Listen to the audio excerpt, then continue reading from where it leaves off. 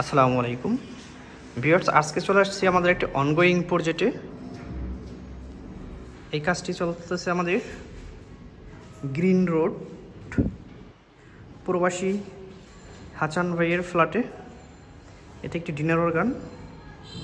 এখানে সম্পূর্ণ পাল্লা হবে, গ্লাস পাল্লা, এবং এর ভিতর থেকে লাইট হবে এবং আপনার মিরর গ্লাস হবে ভিতরে রিফ্লেক্ট করবে। এখানে আমরা রুইতন কাঠিনের গ্লাস বসাবো। নিচে দুটি ডয়ার সিস্টেম করে দিয়েছি হাইড্রোলিক, এবং নিচের সেক্টরটা সম্পূর্ণ পাল্লা সিস্টেম হবে। এখানে যে নিচে দুটি গ্রাউন্ড গ্যাপ আছে, এ দুটাকে আমরা শু র্যাক করে দিচ্ছি এবং উপরে শোপিস র্যাক থাকবে। এবং এখানে একটা আমরা টিপি ইউনিট ডেকোরেশন করে দিচ্ছি।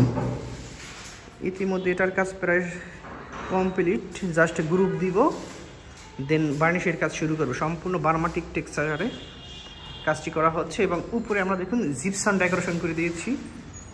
আলহামদুলিল্লাহ, এই কাজগুলো করেছি আমরা আগে, এখন আমরা শুধু ডেকোরেশনের কাজগুলো করে দিচ্ছি। এই যে ইন্টেরিয়র প্লাইবোর্ড দ্বারা যে কাজটা, এটা এখানে এসি হবে। এসির এখানে আবার নিচ দিয়ে আমরা পর্দার সেকশন করে দিব।